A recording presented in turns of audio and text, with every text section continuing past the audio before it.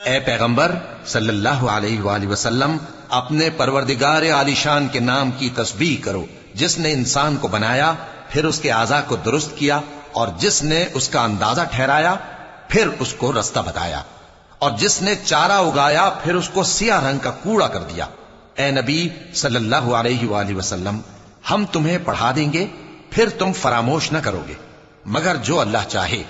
وہ کھلی بات کو بھی جانتا ہے اور چھپی کو بھی، اور ہم تم کو آسان طریقے کی توفیق دیں گے، سو جہاں تک نصیحت کے نافع ہونے کی امید ہو نصیحت کرتے رہو۔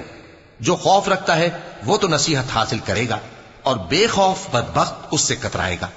جو بڑی تیز آگ میں داخل ہوگا، پھر وہاں نہ مرے گا اور نہ جیے گا۔ بے شک وہ مراد کو پہنچ گیا جو پاک ہوا، اور اپنے پروردگار کا نام لیتا رہا اور نماز پڑھتا رہا۔ بات یہ ہے کہ تم لوگ تو دنیا کی زندگی کو ترجیح دیتے ہو، حالانکہ آخرت بہت بہتر اور ہمیشہ باقی رہنے والی ہے۔ یہی بات پہلے صحیفوں میں بھی درج ہے، یعنی ابراہیم اور موسیٰ کے صحیفوں میں۔